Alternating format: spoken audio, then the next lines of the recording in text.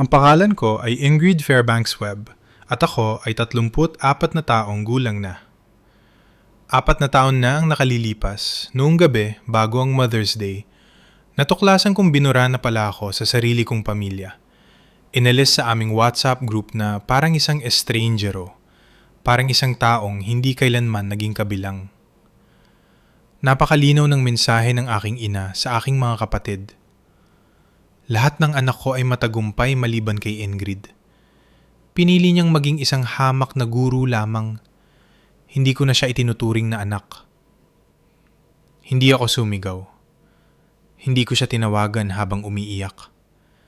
Basta na lang akong naglaho tulad ng gusto niya. Ang hindi alam ng aking ina, 4 na taon pagkatapos noon, tatayo ako sa entablado sa harap ng 500 tao kasama ang kalihim ng edukasyon ng Pilipinas na kinakamayan ako at siya naman ay nakaupo sa madla, hindi imbitado, naghihintay ng sandali sa spotlight na hinding-hindi darating. Bago ko sabihin sa inyo ang sumunod na nangyari, mangyaring maglaan ng sandali upang i-like at mag-subscribe.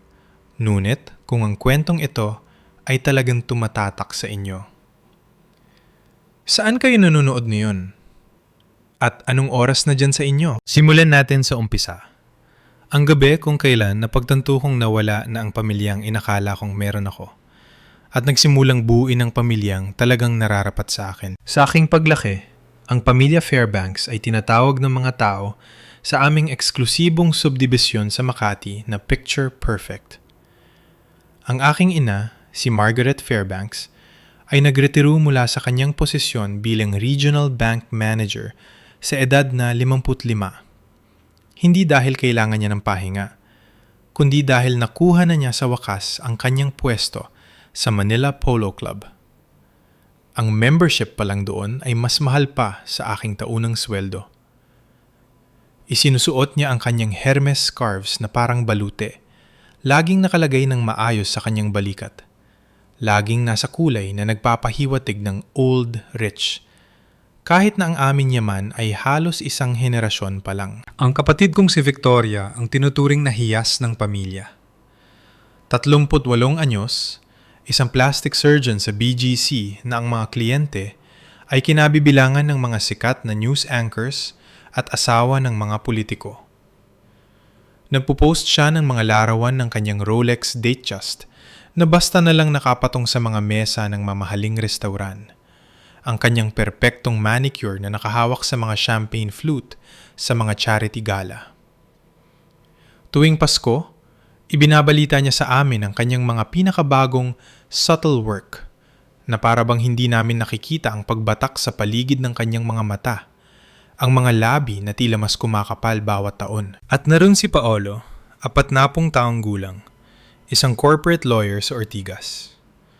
Nagmamaneho siya ng isang Mercedes G-Wagon na sinisigurado niyang nakaparada sa pinakakitang pwesto sa bawat pagtitipon ng pamilya.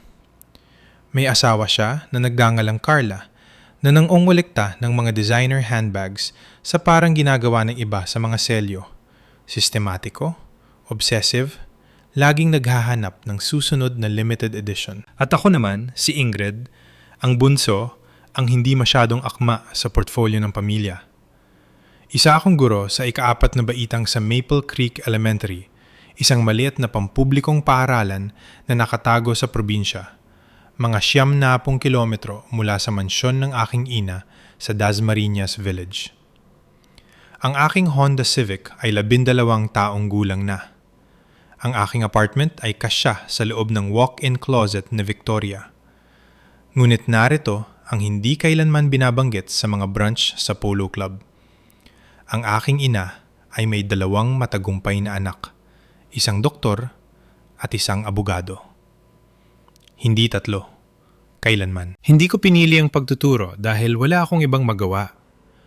Nung nagtapos ako ng high school, meron akong 4.0 GPA at full scholarship offer para mag-aral ng pre-med sa UP Diliman. Ang parehong landas na tinahak ni Victoria, isang dekada na ang nakararaan. Naka-order na ang aking ina ng future doctor sticker para sa kanyang sasakyan. Nasabi na niya sa lahat ng kanyang mga kaibigan sa club. Nakatakda na ang kwento. Ngunit ginugol ko ang tag-init na yon sa pagbobolontaryo sa isang literacy camp para sa mga batang kapuspalad sa aming probinsya. Merong batang lalaki, si Marcos Jr., 8 taong gulang hindi makabasa lampas sa antas ng unang baitang at sinabihan sa buong buhay niya na siya ay mahina ang ulo. Pagdating ng Agosto, nilalamon na niya ang mga makakapal na libro. Ang araw na natapos niya ang Charlotte's Web ng mag-isa, niyakap niya ako ng mahigpit na inakala kong mabibiyak ang aking tadyang. Iyon ang sandaling nalaman ko. Tinawagan ko ang aking ina ng gabing iyon upang sabihin sa kanya na tinatanggihan ko ang pre-med scholarship. Mag-aaral ako ng edukasyon sa halip. Gusto kong magturo sa elementarya. Ang katahimikan sa kabilang linya ay tumagal ng 17 segundo. Binilang ko. Itinatapon mo ang iyong buhay. Sa wakas ay sabi niya. Para saan? Isang sweldo ng gobyerno at mga batang walang utang na loob? Hindi siya pumunta sa aking pagtatapos sa kolehiyo. Sinabi niyang may conflict sa schedule, isang garden party sa club noong katapusan ng linggo na yon. Nagpadala si Victoria ng card na may checking nagkakahalaga ng 2,500 piso at isang sulat na nagsasabing, "Good luck sa iyong maliit na karera." Pinalitan ko ang tseke. Kailangan ko ng pambili ng pagkain, ngunit hindi ko kailanman nakalimutan ang mensahe sa ilalim ng mga salitang iyon. Mali ang pinili mo. Pinili mo ang mas mababa. At hinding-hindi namin ipakalilimot yun sa'yo. Hindi ko piniling maging mahirap. Pinili ko ang may kabuluhan. Para sa aking ina, ang 2 bagay na iyon ay eksaktong pareho. Ang pagbubukod ay hindi nangyari ng biglaan. Dahan-dahan itong pumasok tulad ng amag sa mga sulok ng silid na walang nag-aabalang maglinis. Thanksgiving 2019, dumating ako sa bahay ng aking ina, dala ang isang homemade na kakanin. Ang paborito niyang recipe, ang ginagawa noon ni Lola Ruth. Pagpasok ko sa dining room, nakita ko ang aking place card sa maliit na folding table sa sulok. Ang mesang nakaset up para sa mga stepchildren ni Victoria at sa pamangking toddler ni Paolo. Oh hiha, naubusan lang kami ng pwesto sa main table, sabi ng aking ina habang inaayos ang kanyang pearl earrings. Hindi ka naman siguro magagalit, di ba? Magaling ka naman sa mga bata. Ako ay 30 taong gulang na nun. Mas malala ang Pasko noong taong yon. Gumugol ako ng 3 linggo sa paggaganchilyo ng scarf para sa aking ina sa paborito niyang kulay na dove gray. Nang buksan niya ito, itinaas niya, ngumiti ng pilit at sinabing, "Ang simple at gawa ng kamay." Pagkatapos ay bumaling siya kay Victoria na nagregalo sa kanya ng isang Chanel clutch at ginugulang sumunod na 20 minuto sa pagpuri sa tahi, sa hardware, sa craftsmanship. Ang aking scarf ay napunta sa closet ng mga Amerikana. Nakita ko ito doon makalipas ang 2 buwan. Nasa tissue paper pa rin, ang mga tag na maingat kong tinanggal ay nakasiksik pabalik sa loob. Ngunit ang huling dagok ay dumating sa kanyang kaarawan sa unang bahagi ng 2020. Tumawag ako upang itanong kung anong oras ang hapunan. "Oh, Ingrid," sabi niya. Ang boses niya ay tumutulo sa praktisadong panghihinayang. 6 na upuan lang ang available sa restoran. Ang iyong ama, si Paolo, at si Carla, si Victoria, at ang kanyang kadate. Naintindihan mo naman, di ba? Pamilya ang nauuna. 6 na upuan. At sa paano man, hindi ako sapat na kapamilya para punan ang isa sa mga iyon. Ngunit ang lahat ng iyon, ang folding table, ang nakalimutang scarf, ang restoran na walang puwang, wala sa mga yun ang naganda sa akin para sa sumunod na nangyari. Ang tanging tao sa aking pamilya na trinato pa rin ako na parang umiiral ako ay ang aking pinsang si Rachel. Siya ay 24 na anyos noon. Anak ng aking tita Patricia, 8 taong mas bata sa akin, bagong graduate sa kolehiyo at nagtatrabaho sa kanyang unang marketing job sa Ortigas. Close na kami simula noong bata pa siya. Binabantayan ko siya noon tuwing katapusan ng linggo, dinadala sa library, tinutulungan sa homework kapag ang kanyang sariling mga magulang ay masyadong abala sa pag-aaway. Si Rachel ang uri ng tao na nakakapansin kapag nasasaktan ka, kahit na sinusubukan mong itago ito. Nung gabi, bago ang Mother's Day, 2020, tumunog ang aking telepono ng alas 11:40 ay 7 ng gabi. Umilaw ang pangalan ni Rachel sa screen. Nang sagutin ko, nanginginig ang boses niya. Ingrid, may kailangan akong sabihin sa'yo. Hindi ko alam kung dapat ba, pero karapat-dapat mong malaman. Bumagsak ang sikmura ko. Anong nangyari? Tingnan mo ang WhatsApp mo, ang family group. Binuksan ko ang app, nag-scroll sa Fairbanks Family Dinner. Ang grupong ginawa ng aking ina 3 taon na ang nakakaraan para sa mga holiday. Wala na ako doon. Rachel, hindi ko...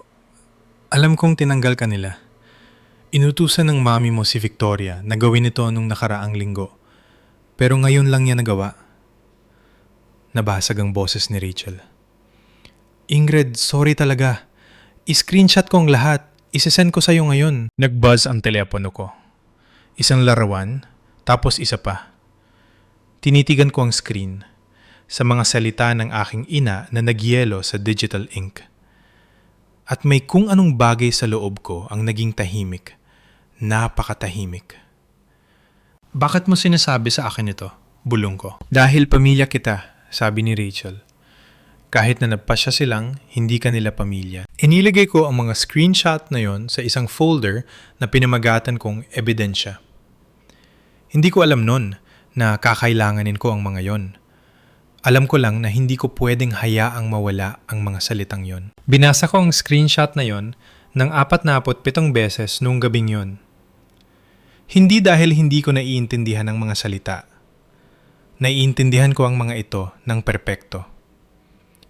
Binasa ko ang mga ito ng paulit-ulit dahil may bahagi sa akin na patuloy na naghahanap ng butas. Isang parirala na maaring mga hulugan ng iba. Isang konteksto na maaring magpalambot sa dagok. Wala. Ang mensahe ay mula sa aking ina na naipost sa family group ng alas 8:30 ng gabi. Paalala, Mother's Day dinner sa Manila Hotel, alas 7 ng gabi, sharp. Lahat ng anak ko ay nandoon. Lahat ng aking matagumpay na anak.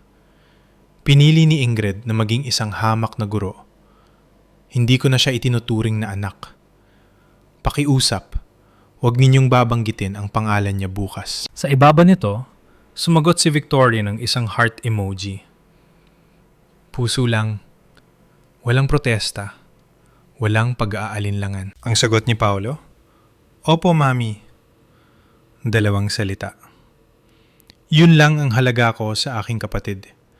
2 salita at ganap na pagsunod. Naupo ako sa gilid ng aking kama sa aking maliit na studio apartment, mahigpit na hawak ang telepono. At hindi ako umiyak.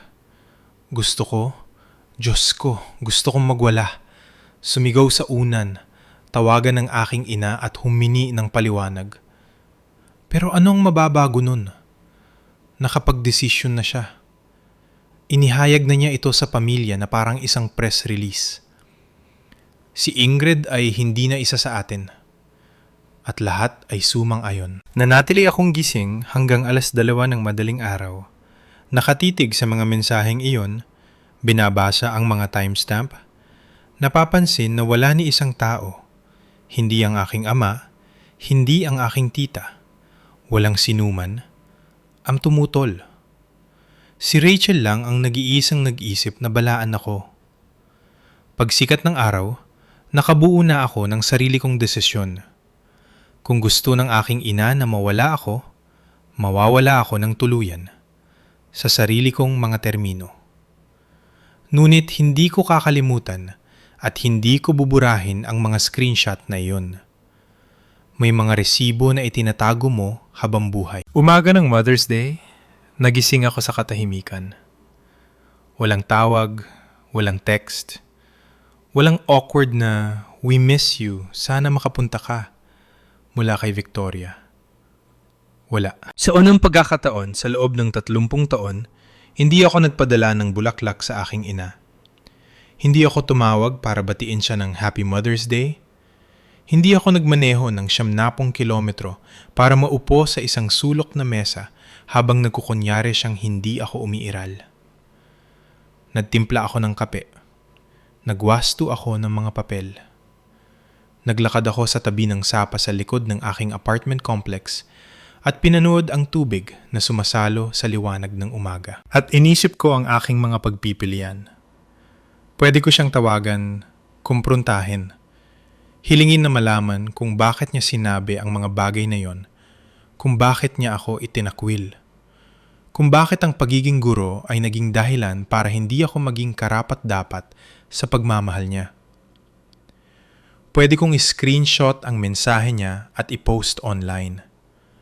Hayaang makita ng mundo kung anong klaseng ina ang nagpapalaki ng doktor, abogado, at isang anak na babae na itinatapon niya.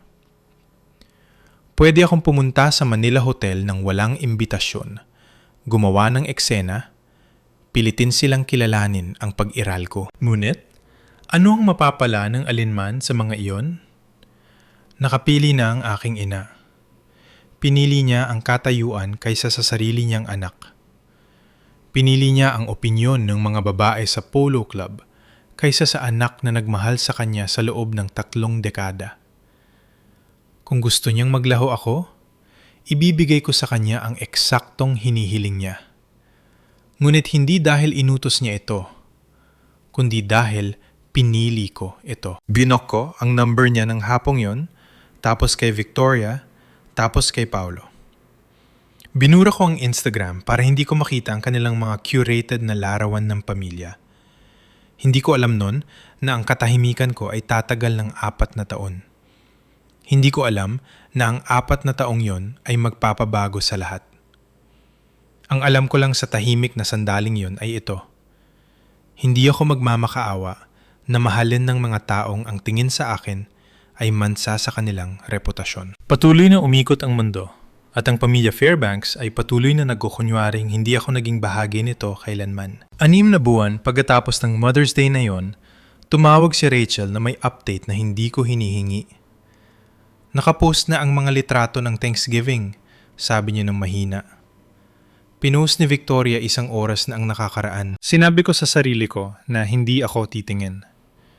Tumagal ako ng 3 oras. Ang larawan ay nagpapakita sa aking ina sa kabisera ng kanyang formal na dining table, katabi sina Victoria at Paolo.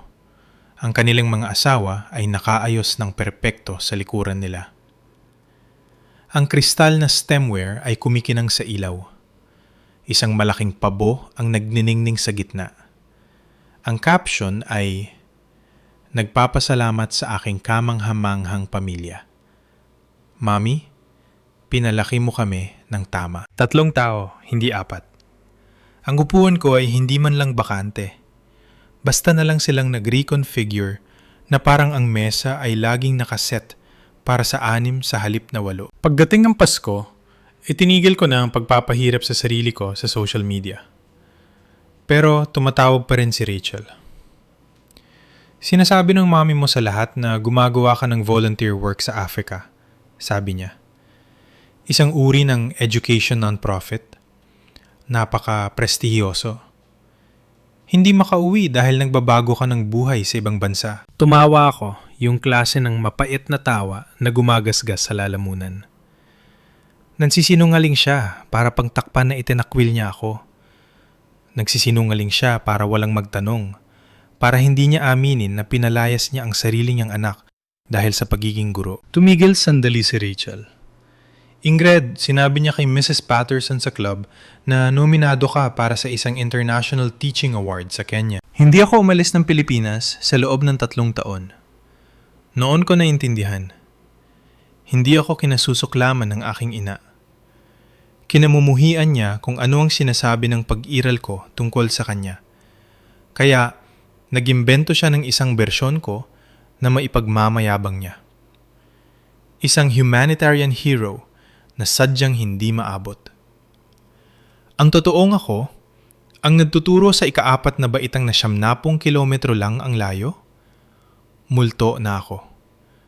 Nakilala ko si Marcus Webb sa isang Martes ng Oktubre, napapaligiran ng mga kalabasa at humahagigik ng mga 9 na anyos.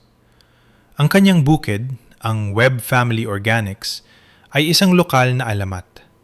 50 ektarya ng mga burol, mga katutubong gulay, at isang maliit na taniman kung saan dumarayo ang mga pamilya tuwing taglagas o taglamig sa konteksto ng bundok para mamitas at kumuha ng litrato sa tapat ng pulang kamalig.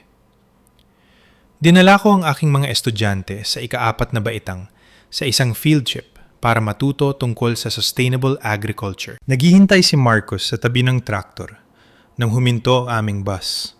Matangkad, malapad ang balikat, may mababait na mata at lupa na permanenteng nakasiksik sa ilalim ng kanyang mga kuko. Kinamayan niya ako at sinabing, "Ikaw siguro si Miss Fairbanks. Hindi tumitigil ang anak ko sa pagkukwento tungkol sa'yo." Ang anak niya ay si Lily, 5 taong gulang, may gininto ang kulot at knitting, kayong tunawin ng yelo. Nasa kindergarten class siya ng aking kasamahan. Pero tinuturuan ko siya 2 beses sa isang linggo pagkatapos pumanaw ang kanyang ina dahil sa cancer noong nakaraang taon. Isang kahangahangang bata si Lily, sabi ko sa kanya. Matalino, mausisa sa lahat ng bagay. May nagbago sa mukha niya. Pasasalamat siguro o pagkilala sa isang katulad na kaluluwa. Sabi niya ikaw daw ang paborito niyang guro sa buong paaralan, kahit na hindi ka naman talaga niya guro. Nugumiti siya. Ang mga salita niya. Ang field trip na yon ay nauwi sa isang tawag sa telepono. Ang tawag sa telepono ay nauwi sa kape. Ang kape ay nauwi sa isang picnic sa ilalim ng matandang puno ng acacia sa kanyang lupain, kung saan tinanong ni Marcus ang tungkol sa aking pamilya at sinabi ko sa kanya ang totoo. Hindi siya humingi ng detalye. Hindi siya namilit. Iniabot lang niya sa akin ang isang hiwa ng pie na itinuro ng nanay ng yumaong asawa niya kung paano gawin. At sinabing, ang pamilya ay hindi laging kadugo ingrediente. Minsan, ito ang mga taong dumarating kapag lahat ng iba ay umaalis. Iyon ang sandaling nagsimula akong maniwala sa kanya. Lumipas ang 2 taon na parang mga pahinang lumilipat sa isang librong sa wakas ay isinusulat ko para sa aking sarili. Noong 2022, ikinasal kami ni Marcos. Hindi sa isang country club, hindi kasama ang 300 bisita at 12 tier na cake. Nagpalitan kami ng mga sumpaan sa ilalim ng puno ng acacia, kung saan kami unang nagkaroon ng totoong pag-uusap, kasama si Lily bilang aming flower girl, at ilang mga kaibigan na naging pamilya na. Official kong inampon si Lily nung taon ding yun. Ang araw na lumabas ang mga papel, inabutan niya ako ng isang drawing gamit ang Crayola na may 3 stick figures na magkahawak kamay sa ilalim ng dilaw na araw. Sa ibaba, sa mabuway na sulat ng kindergarten, isinulat niya, ang mami ko, ang daddy ko, ako. Itinatago ko ang drawing na iyon sa aking desk sa trabaho. Sa mga araw na mabigat ang mundo, inilalabas ko ito para lang maalala kung ano ang mahalaga. Tinapos ko ang aking master's degree sa educational leadership sa pamamagitan ng night classes at summer sessions, nagtatype ng mga papel sa 11:00 ng gabi pagkatapos makatulog ni Lily, nag-aaral tuwing lunch break, determinado na patunayan na ang ambisyon ay hindi nangangailangan ng pag-iwan sa mga estudyanteng mahal ko. Nang magkaroon ng bakanteng posisyon para sa assistant principal sa Maple Creek Elementary, nag-apply ako.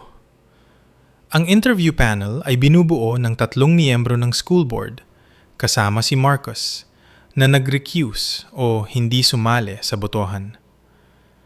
Nakuha ko pa rin ang trabaho. Sa lahat ng iyon, nanatili akong invisible.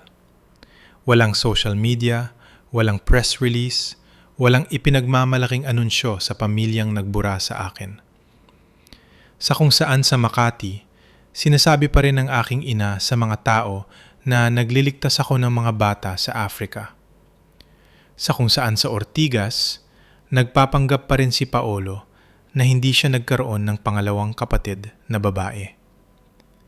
Sa online, nagpo-post si Victoria ng mga larawan ng family dinners sa mga mesang hinding-hindi magkakaroon ng lugar para sa akin. Wala silang ideya kung sino na ang naging ako at hindi pa ako handang sabihin sa kanila. Hindi pa. Ang tawag sa telepono ay dumating sa isang Huwebes ng hapon noong Marso 2024. Mrs. Fairbanks Webb? Ang boses ay formal, tumpak. Ito si Diana Chen. Paumanhin.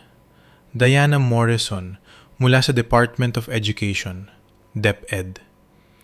Nirepaso ng board ang iyong aplikasyon at ikinalulugod kong ipaalam sa iyo na ikaw ang napili bilang bagong Schools Division Superintendent para sa probinsya.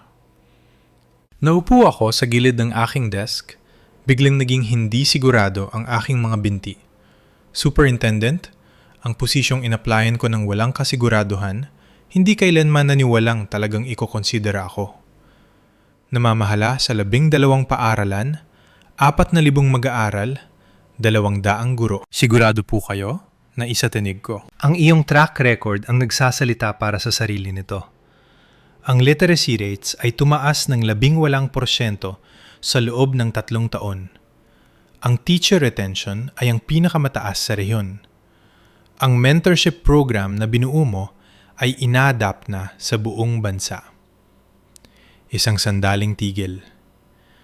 Partikular kang inirekomenda ni Dr. Hart.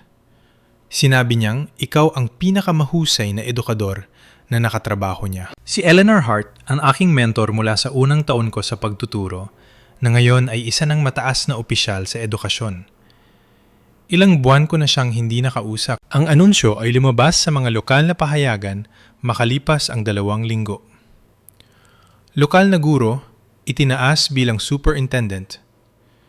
Isang maliit na headline sa dyaryo ng probinsya, kumpleto sa aking larawan mula sa website ng school district.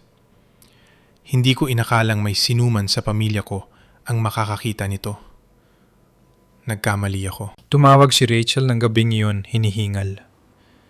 Ingrid, kapopost lang ang kapatid mo ng artikulong iyon sa family group chat na may caption, "Di ba si Ingrid natin ito?" Nanikip ang tiyan ko.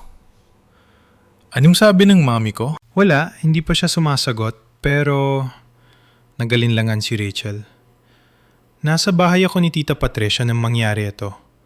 Tinawagan agad ng mami mo si Victoria. Rinig na rinig ko siya sa telepono. Ingrid, galit na galit siya. Galit na nakuha ko ang trabaho? Galit na hindi niya alam. Galit na sinasabi niya sa lahat na nasa Africa ka at na yon may ebidensya na nandito ka lang pala sa buong panahon. Ang email ay dumating makalipas ang 3 araw. Ang subject line ay, "Mula sa iyong ina."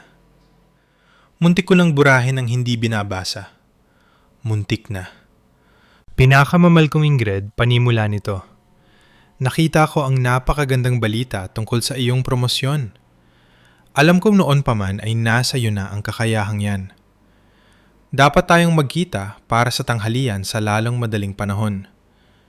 Gusto kong marinig ang lahat tungkol sa iyong mga nagawa. Malapit na ang Mother's Day.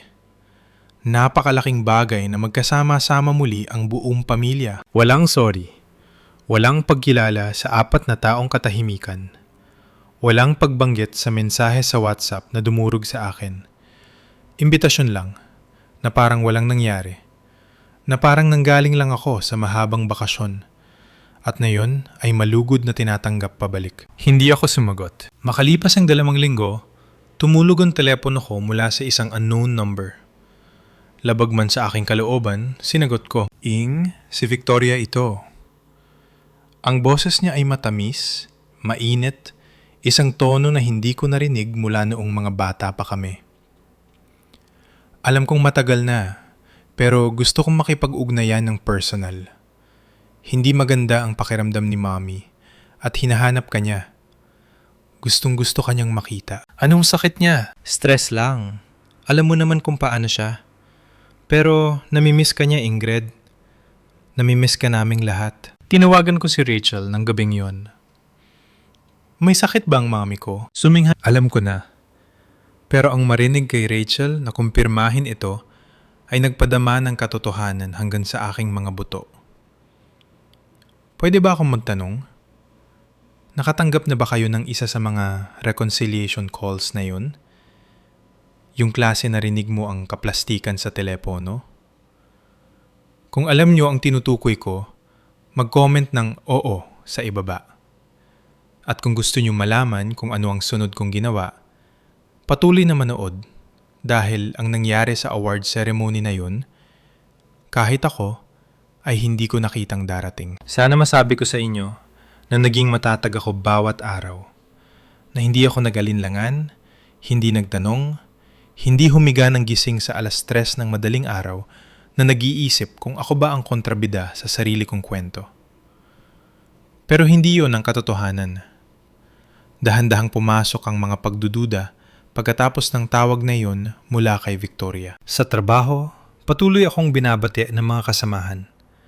Ang anunsyo ng superintendent ay kumalat sa buong probinsya na parang apoy. Lahat ay gustong kamayan ako, magtanong tungkol sa mga plano ko, ibahagi kung gaano sila ka-proud. At pagkatapos, ay dumating ang mga tanong na kinatatakutan ko. Siguradong tuwang-tuwa ang mga magulang mo. Sabi ng aking assistant principal isang umaga, nakangiti. Sigurado akong ipinagmamayabang ka ng mami mo sa lahat sa simbahan. Mumiti ako, tumango, at iniba ang usapan. Nang gabing yon, nakaupo ako sa mesa sa kusina habang naghugas ng pinggan si Marcus at gumagawa ng homework si Lily sa counter. Ang katahimikan ay mas mabigat kaysa sa karaniwan. Nasa ibang lugar ang isip mo. Sabi ni Marcus nang hindi lumilingon. Kausapin mo ako. Ako lang. Idiniin ko ang aking mga palad sa aking mga mata. Tumawag si Victoria. Sabi niya hinahanap daw ako ni Mommy na namimiss niya ako. Tumingala ako sa kanya. Paano kung mali ako, Marcus? Paano kung naging masyado akong matigas? Nanay ko pa rin siya. Baka dapat... Dapat ano? Pinunasan niya ang kanyang mga kamay, humarap sa akin. Tawagan siya pabalik? Pumunta sa dinner? Magpanggap na ang huling 4 na taon ay hindi nangyari? Hindi ko alam. Nabasag ang boses ko. Iniisip ko lang, lahat naman nagpapatawad sa pamilya, di ba? Yun ang dapat mong gawin. Paano kung ako ang masama dito? Hindi agad sumagot si Marcus. Sa halip, naglakad siya papunta sa opisina, nawala sandali at bumalik dala ang kanyang laptop. May gusto akong ipakita sa iyo, sabi niya. Isang bagay na itinatago ko para sa sandaling katulad mismo nito. Inilapag ni Marcus ang laptop sa mesa at binuksan ng isang folder na may label na Ingrid, huwag burahin. Sa loob ay mga files na halos makalimutan ko ng umiral. Ang una, isang screenshot ng mensahe ng aking ina sa WhatsApp ang ipinadala ni Rachel sa akin 4 na taon na ang nakakaraan. Ang timestamp ay umiilaw sa sulok. Mayo-siyam, 2020, 8:30 ng gabi. Ang mga salita ay hindi nagbago. Hindi ko na siya itinuturing na anak. Ang pangalawa, ang email ng aking ina mula sa 2 linggo ang nakalipas. Pinakamamahal kong Ingrid, walang sorry, walang pagkilala. Ang pangatlo, isang larawan mula sa Instagram ni Victoria, Thanksgiving 2020. Ang family portrait na may bakanteng espasyo kung saan dapat ako naroon. Ang caption, Mommy, pinalaki mo kami ng tama. Tinago ko ang lahat, sabi ni Marcus ng mahina. Bawat mensahe na ipinasa ni Rachel, bawat larawan na lumabas online. Nakabackup lahat sa cloud na may timestamps at metadata dahil alam kong darating ang araw na ito. Umupo siya sa tapat ko. Alam kong darating ang sandali na makakalimutan mo kung bakit ka umalis, kung kailan magsisimula kang mag-isip kung ikaw ba ang nabigo. Tinitigan ko ang screen, ang ebidensya ng aking sariling pagkabura at naramdaman kong may nagbago sa loob ko. Hindi ka nabigo, patuloy ni Marcos. Nakasurvive ka. Bumuo ka ng buhay. Naging mayroon ka, hindi sa kabila nila, kundi nang wala sila.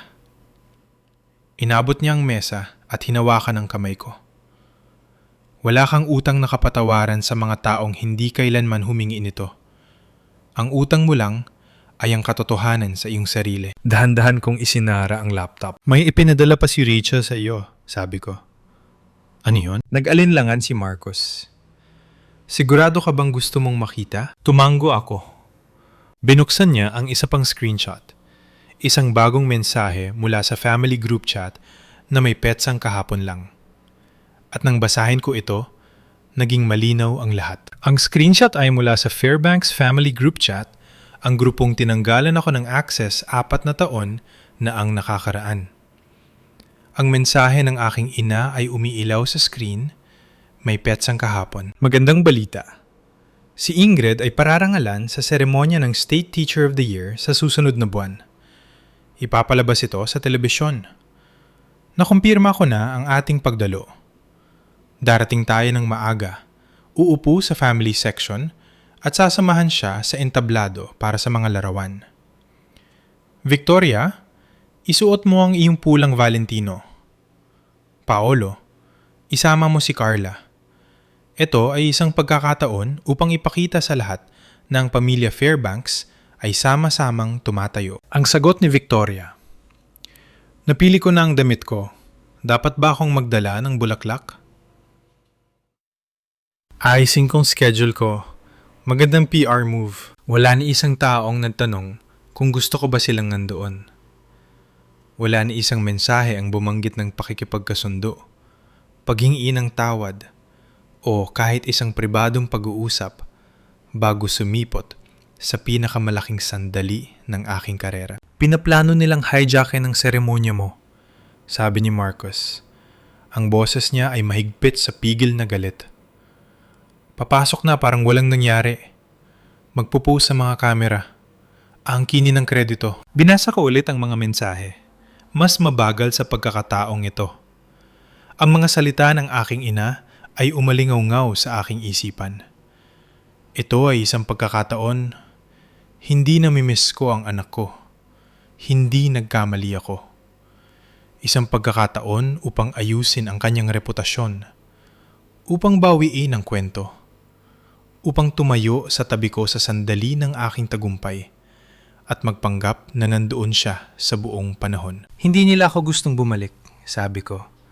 Ang realisasyon ay nanuot na malamig at pinal sa aking dibdib. Gusto nila ang bersyon ko na maipagmamayabang nila. Tumango si Marcos. Kaya, anong gagawin mo? Tiningnan ko ang screenshot sa huling pagkakataon. Ang maingat na orkestrasyon ng aking ina, ang sabik na pagsunod ng aking mga kapatid, ang ganap na kawalan ng anumang anyo ng pagsisisi. Hahayaan ko silang pumunta, sabi ko ng mahina. At pagkatapos, ay sasabihin ko ang totoo. Nagtipon kami sa paligid ng mesa sa kusina ng gabing yon. Ako, si Marcos at si Rachel sa video call.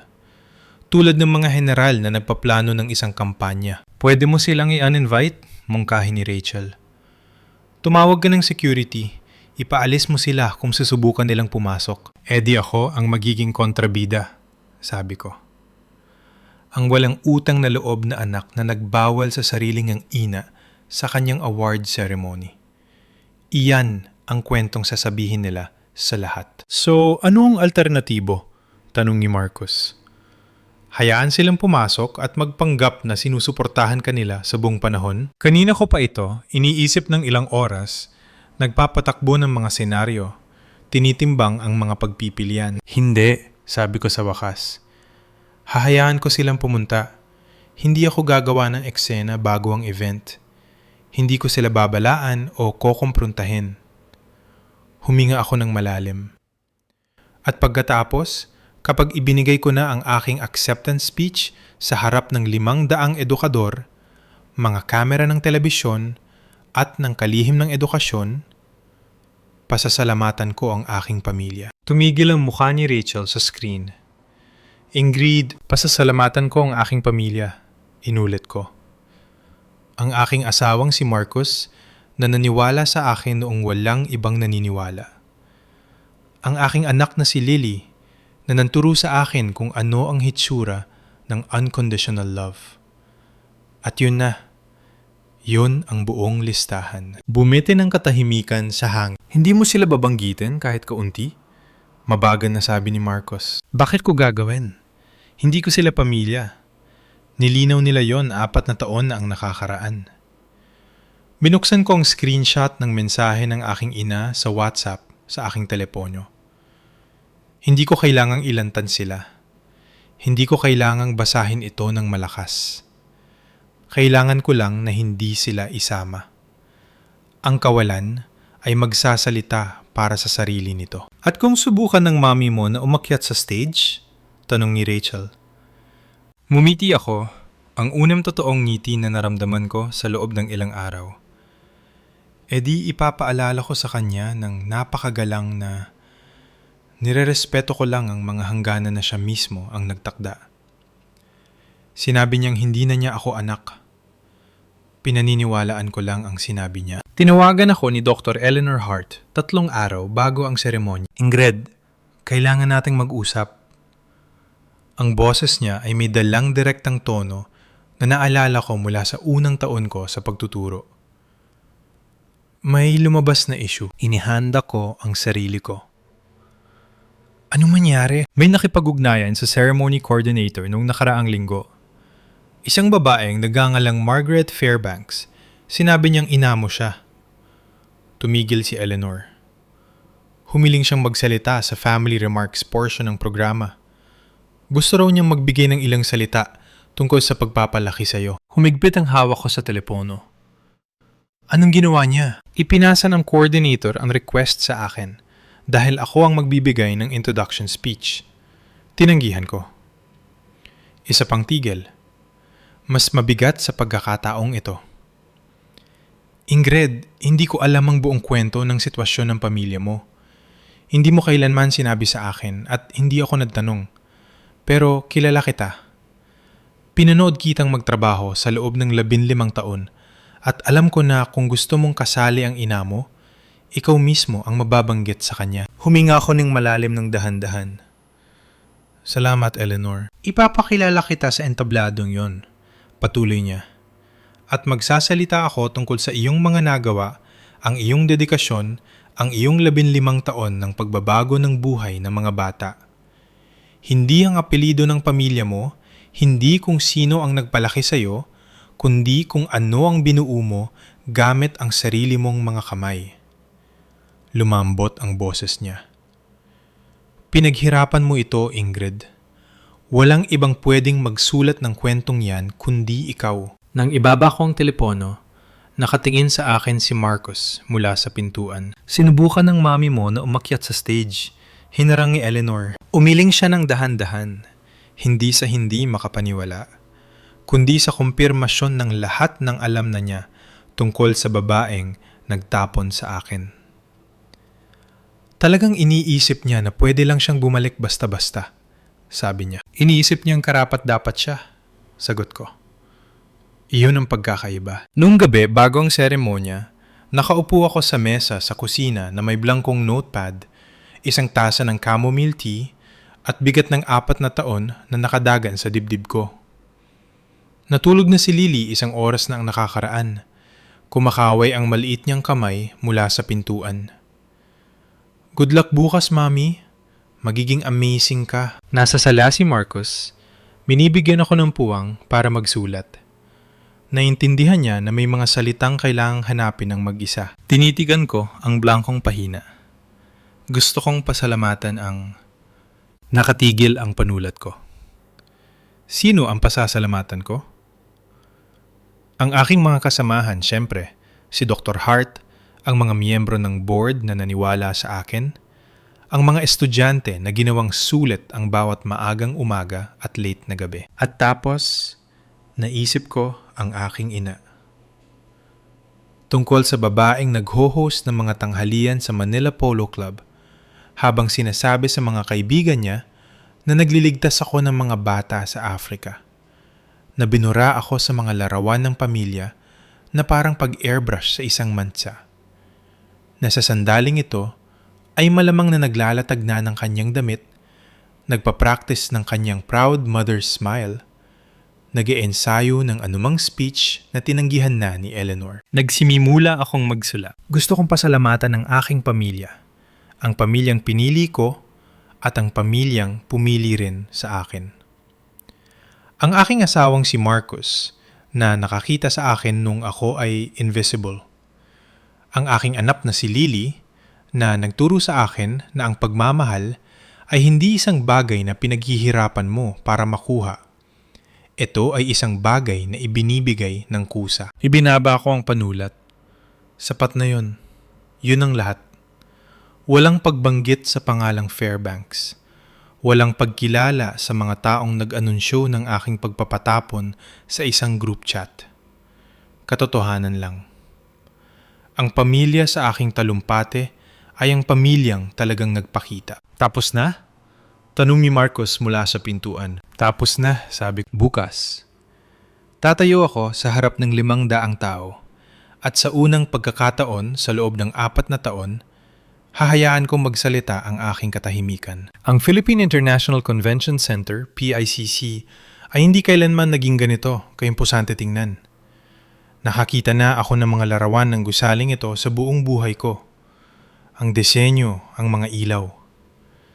Ngunit sa pagtayo sa pasukan na suot ang aking navy blue na bestida, si Marcos sa aking braso at si Lily na hawak ang aking kamay, pakiramdam ko ay naglalakad ako sa kasaysayan. Ang seremonya ay gaganapin sa main hall. 500 upuan na nakaayos sa mga tumpak na hanay. Ang bawat isa ay puno ng mga edukador mula sa bawat sulok ng rehiyon. Mga principal, guro, miyembro ng school board, mga superintendent na tulad ko na gumugol ng kanilang mga karera sa mga silid-aralan bago umakyat sa mga opisina at kamera. 3 news crews, kabilang ang isang live feed sa website ng DepEd. Nag-sign in ako sa registration table. Iniabot ng isang volunteer ang aking badge. Ingrid Fairbanks Webb, 2024 Regional Teacher of the Year. Congratulations po, mainit yung sabi. Siguradong proud na proud ang pamilya nyo. Numiti ako. Opo, proud sila. Naupo kami sa unahang hanay na nakareserba para sa mga honorees at kanilang immediate families. Umupo si Lily sa pagitan namin ni Marcos. Ang kanyang mga binti ay umuugoy sa ilalim ng upuan, masyadong maiksi para umabot sa sahig. Suot niya ang bestidang pinili namin ng sabay. Malambot na dilaw na may maliliit na bordadong daisy. Mami, bulong niya, hinihilang manggas ko. Pangalan mo ba yon sa taas? Tumingala ako. Isang malaking banner ang nakabalandra sa entablado. Regional Teacher of the Year, 2024. Ingrid Fairbanks Webb. Ang pangalan ko, malaki at imposible na hindi mapansin. Pinisil ko ang kamay ni Lily. Oo anak, pangalan ko yan. Sa likuran ko, nararamdaman ko ang mga mata sa aking likod. Ang pakiramdam ng tinitinik na parang pinapanood. Hindi ako lumingon. Hindi ko na kailangan. Alam ko na kung sino ang nakaupo sa pangalawang hanay. Hindi imbitado at hindi napigilan, naghihintay ng spotlight na hinding-hindi magniningning sa kanila. Narinig ko sila bago ko sila nakita. Excuse me, anak ko yung nasa taas. Oo, ang honoree. Kailangan kong nasa family section. Ang boses ng aking ina ay umalingaw sa bulwagan na may praktisadong autoridad. Ang parehong tono na ginagamit niya para utusan ang mga waiter. Patahimikin ang mga hindi pagsang-ayon sa mga dinner party. Kumbinsihin ang mga estrangjero na kabilang siya saan man siya tumayo. Pinanatili ko ang aking tingin sa harap. Hinga. Hinga lang. Mula sa gilid ng aking paningin, napanood ko silang dumating na parang isang delegasyon. Ang aking ina sa cream Chanel at mga perlas sa leeg. Si Victoria sa pulang Valentino dress na binanggit niya, cinched waist, dramatic neckline, camera ready. Si Paolo na nakabarong Tagalog na gawang designer. Ang kanyang asawang si Carla na nakabuntot sa likuran na nakagown. Pumasok sila sa ikalawang hanay, direkta sa likuran namin. At narinig ko ang pabulong na stage whisper ng aking ina sa babaeng katabi niya. Ako si Margaret Fairbanks, ina ni Ingrid. Pinalaki ko ang batang yan mula nung siya ay ipinanganak. Lahat ng kung ano siya, utang niya sa akin. Tumango lang ng magalang ang babae. Sumulyap sa banner. Tapos, balik sa aking ina. Humilig si Victoria ng sapat na malapit para maamoy ko ang kanyang pabango. Ingrid, you look well. Hindi ako lumingon. Hindi ko siya pinansin. May kamay na humawak sa balikat ko. Hindi mo ba babatiin ang pamilya mo? Boses ni Paulo. Kaswal. Entitled. Lumingon ako ng bahagya. Hindi sapat para harapin sila. Sapat lang para marinig. Ang pamilya ko ay nakaupo mismo sa tabi ko. Tapos ay humarap ulit ako sa entablado. Ang maliit na kamay ni Lily ay mainit sa akin. Gusto niyong malaman kung anong nangyari nang ibigay ko ang speech ko? Nang marinig ng aking ina na pinasalamatan ko ang lahat sa buhay ko maliban sa kanya? Pangako, hindi niyo mahuhulaan ang reaksyon niya. Kung kasama ko pa kayo, itap ang like button at manatili. Ang susunod na 3 minuto ang dahilan kung bakit ko kinukwento ito sa inyo. Naglakad si Dr. Eleanor Hart sa podium na may parehong tahimik na awtoridad na dala niya sa bawat silid-aralan, bawat board meeting, bawat mahirap na pag-uusap sa nakalipas na 3 dekada. Inayos niya ang mikropono, tinignan ang buong silid at nagsimula. Sa loob ng 15 taon ng pagtatrabaho sa sistema ng edukasyon ng Pilipinas, nagkaroon ako ng pribilehiyong makilala ang libu-libong natatanging guro. Ngunit na yung araw, gusto kong sabihin sa inyo ang tungkol sa isa na namumukod tangi. Naramdaman ko ang paggalaw ng aking ina sa upuan sa likuran ko. Inaayos ang kanyang mga perlas. Inihahanda ang kanyang proud expression para sa mga kamera. Si Ingrid Fairbanks Webb ay nagsimula ng kanyang karera sa isang rural elementary school na may 23 estudyante, limitadong resources, at walang limitasyong determinasyon. Ang boses ni Eleanor ay matatag, mainit. Sa kanyang unang taon pa lamang, itinaas niya ang antas ng pagbasa ng average na 2 antas bawat estudyante. Hindi sa pamamagitan ng mahika, kundi sa pamamagitan ng pagpapakita araw-araw. Tumigil siya, hinayaang tumimo ang mga salita. Hindi nanggaling si Ingrid sa isang background na nagpadali sa kanyang landas. Wala siyang koneksyon o pribilehiyo na iniabot sa kanya sa isang pilak na platito. Isang bahagyang diin sa mga salitang yon. Imahinasyon ko lang ba yon? Binuo niya ang lahat ng mag-isa. Ang kanyang master's degree habang nagtuturo ng full-time, ang kanyang mentorship program na ngayon ay ginagamit na sa 37 probinsya, ang kanyang pamilya, napahintuang paghinga ko, na may karangalan akong ipakilala ngayon. Ang kanyang asawang si Marcos na naglingkod sa local school board sa loob ng 6 na taon, at ang kanyang anak na si Lily na nagsabi sa akin sa backstage na ang mommy niya ang pinakamagaling na guro sa buong mundo. Tumutok ang camera kay Marcos at Lily. Hindi sa aking ina, hindi kay Victoria sa kanyang pulang bestida. Sa pamilyang mahalaga. Sa likuran ko, narinig ko ang isang matalim na pagsingap. Ang paglangit-ningit ng upuan habang may humahawak sa armrest ng sobrang higpit. Gumiti si Eleanor. Please welcome ang inyong 2024 na Regional Teacher of the Year, Ingrid Fairbanks Webb. Naglakad ako papunta sa podium sa mga binti na mas matatag kaysa sa inaasahan ko. 500 muka ang nakatingin sa akin. Nire-record ng mga kamera ang bawat paghinga at sa pangalawang hanay, 4 na tao na naka-designer clothes ang naghihintay para sa pagkilalang pinaniniwalaan nilang nararapat sa kanila. Salamat Dr. Hart, panimula ako. At salamat sa Department of Education, sa opisina ng gobernador, at sa lahat ng gumawa sa araw na ito na posible. Tumingin ako sa madla, ang tunay na madla. Mga guro na gumugol ng kanilang mga katapusan ng linggo sa pagwawasto ng mga papel. Mga principal na nagpapagabi para magpayo sa mga estudyanteng nahihirapan.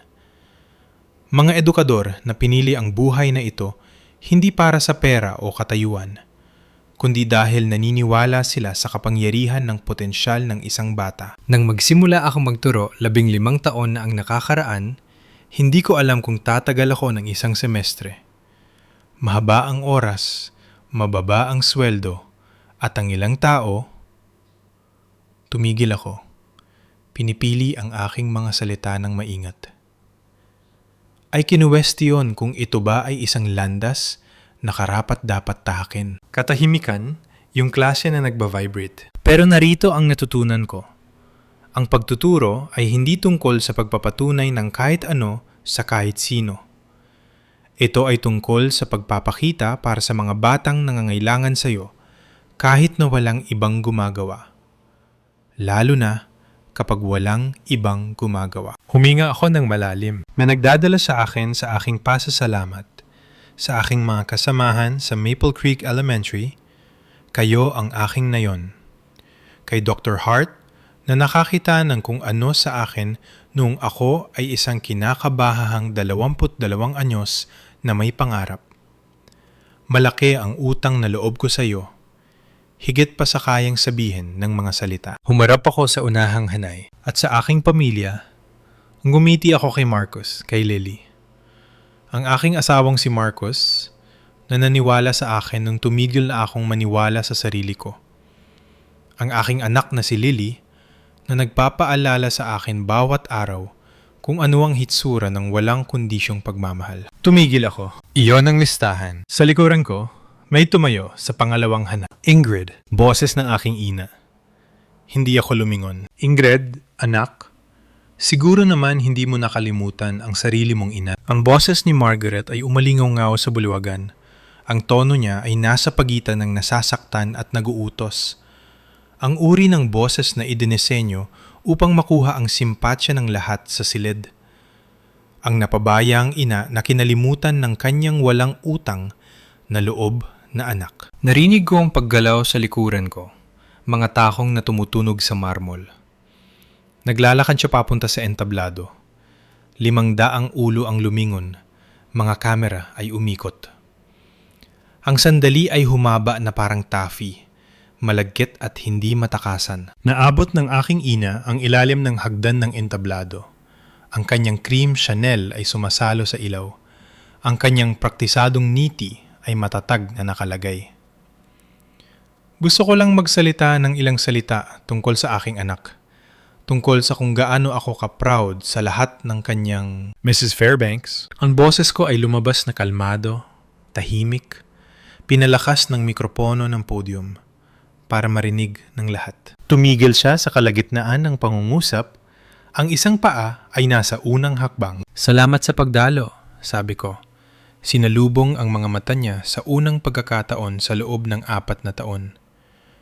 Ngunit ang family portion ng aking talumpati ay tapos na. Ang ningiti niya ay kumurap sandali, isang maliit na bitak sa harapan.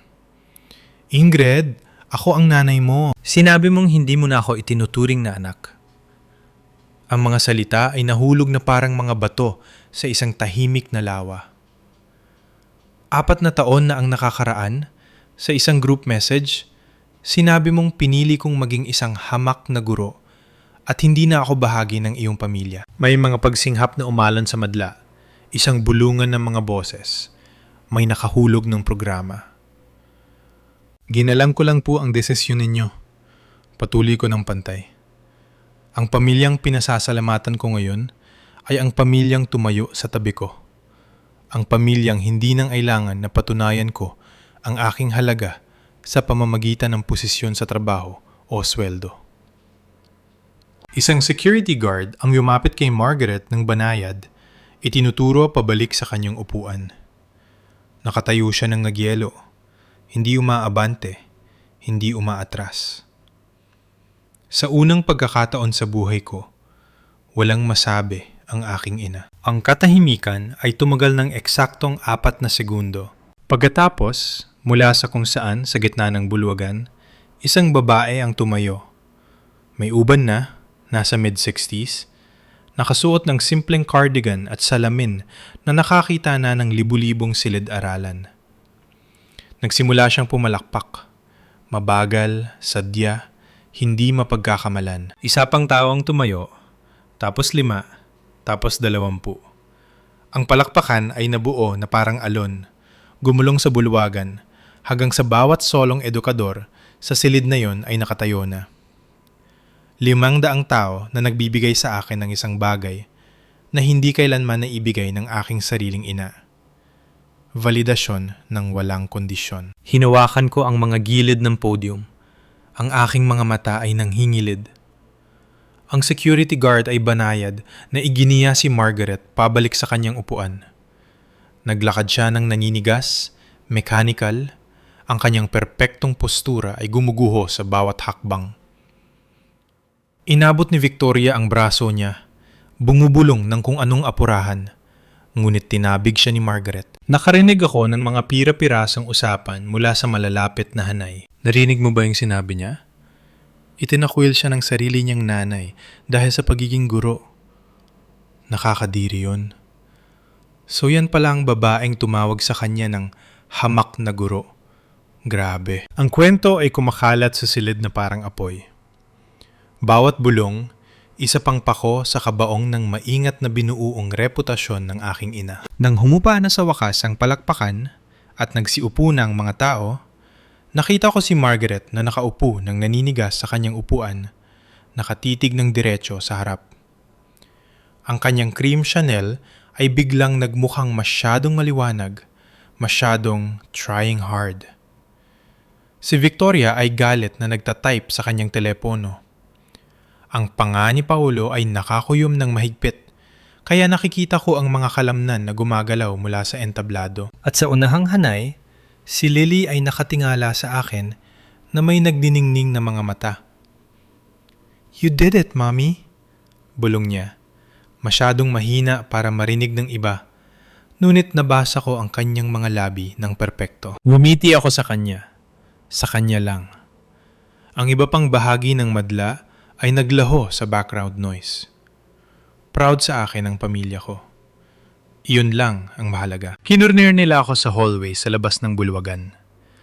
Kakatapos ko lang magpakuha ng litrato kasama ang kalihim ng edukasyon, isang mabait na lalaki na may matatag na pakikipagkamay na nagsabi sa akin na ang talumpati ko ay ang pinakatotoong bagay na narinig niya sa gusaling yon sa loob ng 20 taon.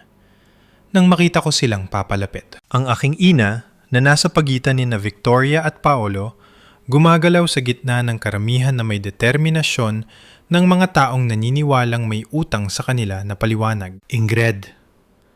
Ang boses ng aking ina ay mababa na ngayon, tinanggalan ng performance quality. "Kailangan nating mag-usap ng pribado." Pinanatili ko ang aking tono na kaaya-aya, profesional. "Kung may sasabihin kayo, Mrs. Fairbanks, pwede ninyong sabihin dito." Ang mga mata niya ay kumurap sa mga tao sa paligid namin. Ibang honorees, ang kanilang mga pamilya, isang journalist na nagsusulat. "Ipinahiya mo ako sa harap ng lahat sa telebisyon." Nagsabi ako ng katotohanan.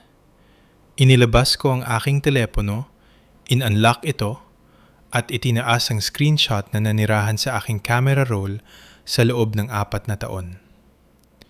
Ito ang mensyaheng ipinadala mo noong Mayo 9, 2020. Hindi ko na siya itinuturing na anak.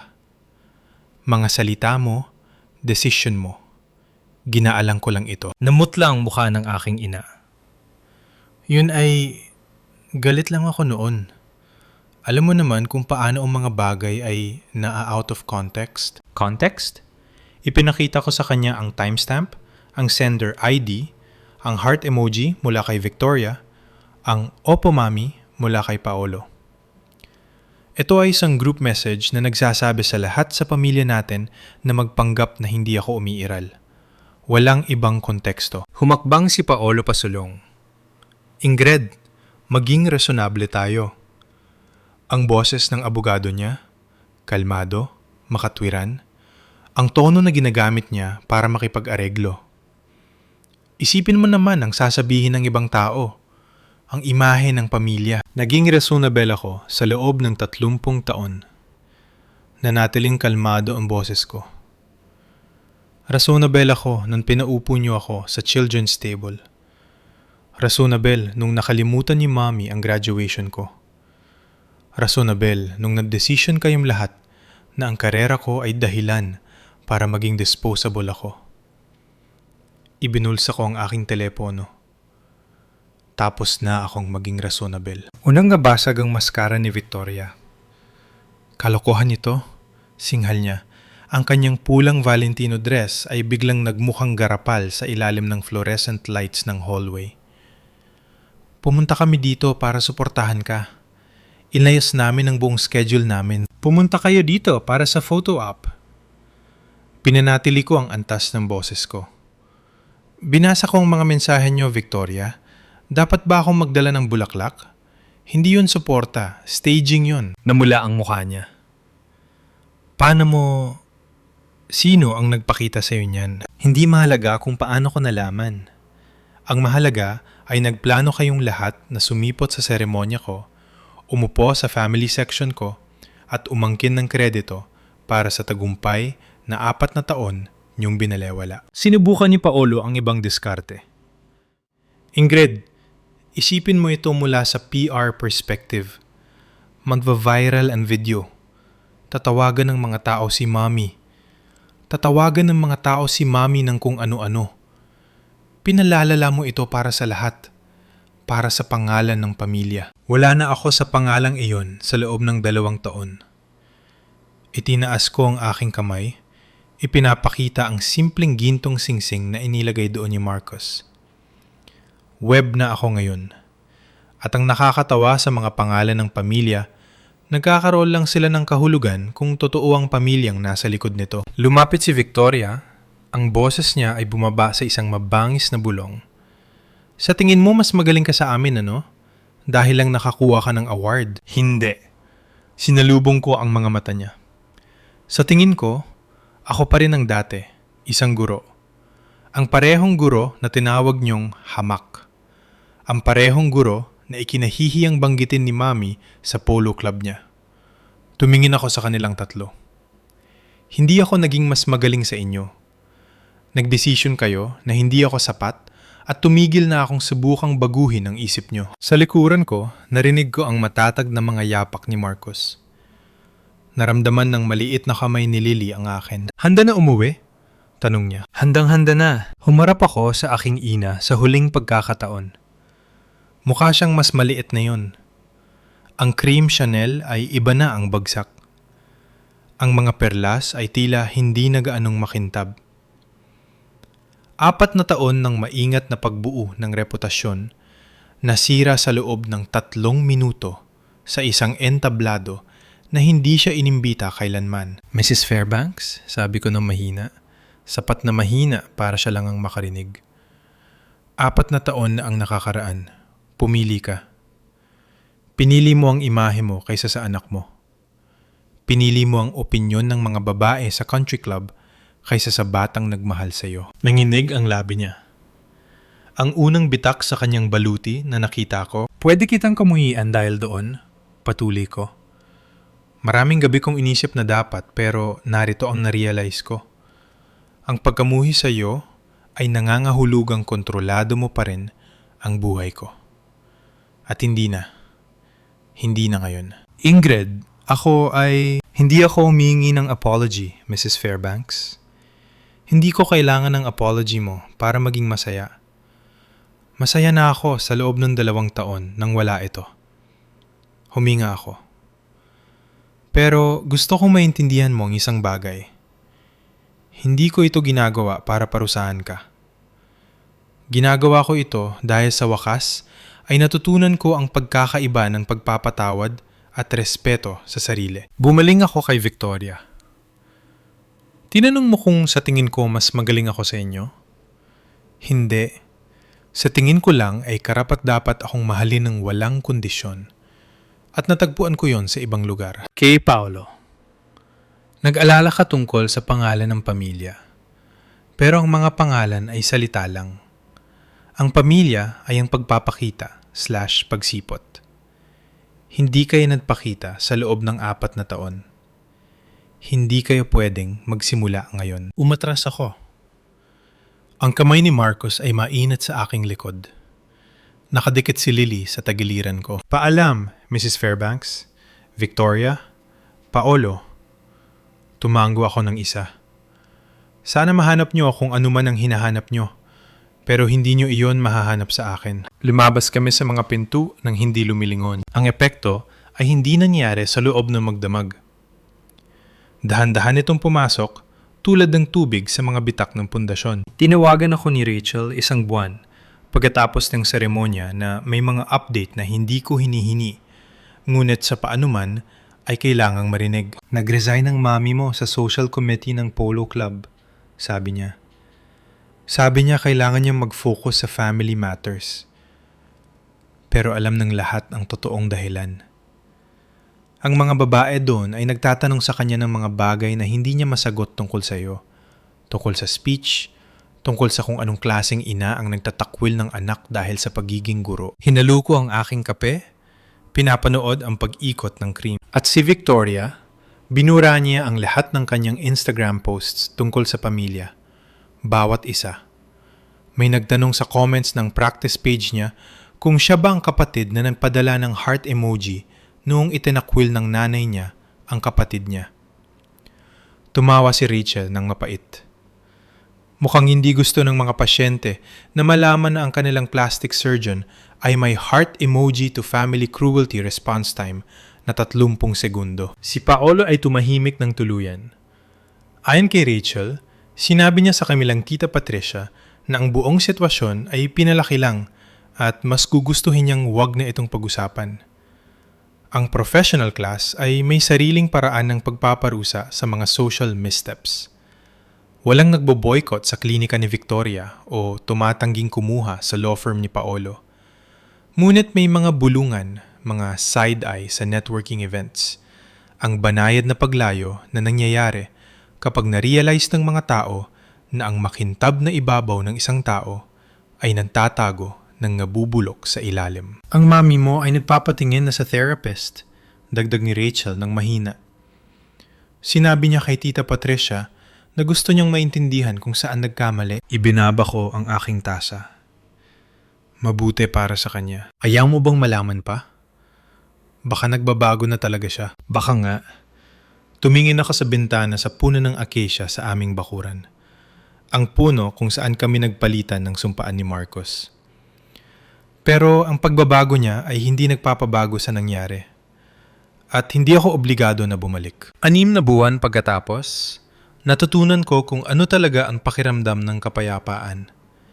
Hindi ang kawalan ng ingay. Ang aming farmhouse ay hindi kailanman tahimik.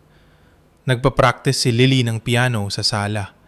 Ang mga tiklado ay natitisod sa Fleur Elise ng may determinadong imperpeksyon.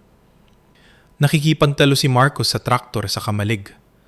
Ang mga manok ay may opinyon sa lahat ng bagay. Ngunit sa ilalim ng lahat ng ingay na iyon, katahimikan.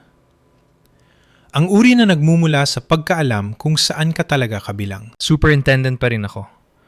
Mahirap ang trabaho. Budget meetings, mga alitan ng empleyado, ang walang katapusang papeles ng pagpapatakbo ng 12 paaralan. Ngunit tuwing umaga, pagpasok ko sa aking opisina, nakikita ko ang drawing ni Lily na nakapin sa itaas ng aking desk. 3 stick figures, dilaw na araw. Ang mami ko, ang daddy ko, Ako. Iyon ang aking pang-araw-araw na paalala kung ano talaga ang hitsura ng tagumpay. Sa aming ikatlong anibersaryo ng kasal, nagkaroon kami muli ni Marcos ng picnic sa ilalim ng puno ng acacia. Tumulong si Lily sa paglalatag ng kumot. Inilabas ang mga plato ng pritong manok at ang sikat na leche flan ng nanay ni Marcos. Ang liwanag ng hapon ay ginawang ginto ang lahat. May tumawag mula sa isang publishing house noong nakaraang linggo. Kaswal na banggit ni Marcos, inaabutan ako ng isang baso ng calamansi juice. Gusto nilang magsulat ka ng libro tungkol sa iyong karera, ang iyong paglalakbay, lahat ng ito. Umiling ako bago pa siya makatapos. Ayokong mabuhay sa nakaraan. Kahit na makakatulong ito sa ibang tao, sa ibang guro na pinaramdam na maliit. Pinag-isipan ko ito. Talagang pinag-isipan. Kung sasabihin ko man ang kwentong ito sa publiko, sabi ko sa wakas, ito ay sa sarili kong mga termino. Hindi para sa paghihigante, hindi para sa kita. Para lang ipaalam sa iba na hindi sila nag-iisa. Gumapang si Lily sa kandungan ko. Amoy damo at sikat ng araw. Kwentuhan mo ako, Mami. Hinalikan ko ang tuktok ng ulo niya. Nung unang panahon, may isang guro na natagpuan ng kanyang pamilya. Ang sulat ay dumating sa isang Martes ng Oktubre, halos eksaktong 1 taon pagkatapos ng seremonya. Walang return address sa sobre.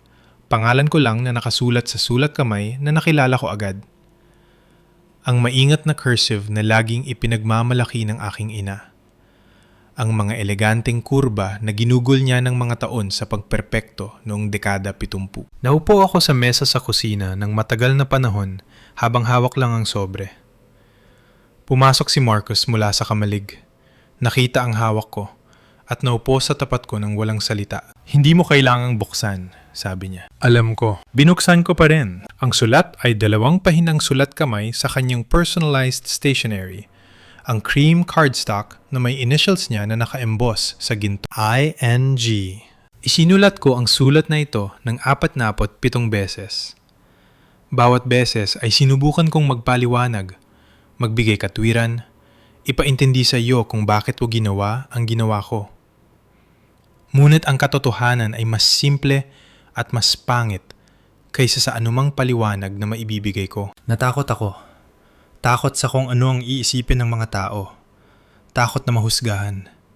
Takot na ang mga pinili mo ay sumasalamin sa mga kabiguan ko. At humihingi ako ng tawad sa bawat araw na ginugol mo sa paniniwalang hindi ka sapat. Wala kang utang na sagot sa akin. Wala kang utang na kahit ano sa akin. Pero kung gusto mong mag-usap, hindi makipagkasundo, mag-usap lang, nandito ako. Ang iyong ina, kahit na ang salitang iyon ay hindi na nangangahulugan sa iyo kung ano ang dapat, binasa ko ito ng 2 beses. Tapos ay tinupi ko ito ng maingat at inilagay sa drawer sa kusina. Anong gagawin mo? Tanong ni Marcos. Hindi ko alam. Tumingin ako sa labas sa puno ng acacia. Ang mga dahon nito ay nagiging kulay amber sa liwanag.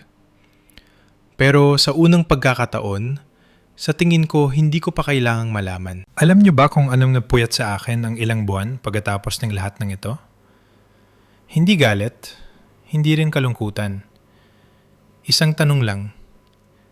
Bakit? Bakit buburahin ng isang ina ang sarili niyang anak? Anong klaseng tao ang tumitingin sa kanilang anak na babae at nakikita ay isang pasanin? Gumugol ako ng maraming oras sa pagbabasa tungkol dito. Pakikipag-usap sa isang kaibigang therapist, sinusubukang umintindi. Hindi para magpatawad, kundi para itigil ang pagdadala ng bigat ng kalituhan. Narito ang natutunan ko tungkol sa mga taong tulad ng aking ina. Si Margaret Fairbanks ay lumaki sa isang pamilya kung saan ang pagmamahal ay transaksyonal. Pinupuri siya ng sarili niyang mga magulang kapag nagtatagumpay siya at lumalayo kapag hindi. Natutunan niya ng maaga na ang halaga ay katumbas ng pagganap, na kailangan mong kitain ang iyong lugar sa mesa, sa literal na kahulugan. Sa oras na nagkaroon siya ng sariling mga anak, wala siyang alam na ibang paraan ng pagmamahal. Nang maging surgeon si Victoria at maging abogado si Paolo, Ang aking ina ay hindi lang proud. Siya ay nakahinga ng maluwag. Ang tagumpay nila ay nagpatunay na siya ay isang mabuting ina. Ang mga nakamit nila ay nakamit niya. Ang kanilang katayuan ay nanprotekta sa kanya mula sa kahihiyan na dala niya mula pagkabata. At pagkatapos ay nariyan ako. Ang anak na pumili ng kahulugan kaysa sa pera, na pumili ng isang hamak na propesyon na nagpadama kay Margaret na exposed o lantad siya. Sa tuwing may nagtatanong tungkol sa mga anak niya, kailangan niya akong ipaliwanag. Ang paliwanag ay parang kabiguan. Kaya, ginawa niya ang ginagawa ng mga taong takot. Tinanggal niya ang bahagi na masakit. Hindi ito dahilan para sa kanya. Walang makakapagbigay katwiran sa pag-abandona sa iyong anak. Ngunit ang pag-unawa dito ay nakatulong sa akin na ma-realize ang isang mahalagang bagay. Ang pagtanggi niya ay hindi tungkol sa halaga ko. Ito ay tungkol sa sugat niya. At narito ang bagay na gusto kong marinig ninyo. Kung kayo ay nasa katayuan ko nun, hindi ninyo responsibilidad na pagalingin ang mga taong nanakit sa inyo. Pwede nyo silang intindihin nang hindi sila pinagbibigyan. Pwede kayong magkaroon ng awa nang hindi sila binibigyan ng access sa buhay nyo. Ang mga hangganan o boundaries ay hindi mga pader na gawa sa galit. Ito ay mga pinto na kayo ang may kontrol. Kung ang kwentong ito ay tumatak sa inyo, may tanong ako. Kinailangan niyo na bang pumili sa pagitan ng keeping the peace at pagprotekta sa inyong peace of mind? Ilagay ang inyong sagot sa comments. Binabasa ko ang bawat isa. At kung gusto niyo pa ng mga kwentong tulad nito, tingnan ang video na nakalink sa description. Sa tingin ko ay makakahanap kayo ng bagay na kakausap sa inyo. Salamat sa pagpunta dito. Salamat sa pakikinig. Ako si Ingrid. At sa wakas ay alam ko na kung ano talaga ang kahulugan ng pamilya.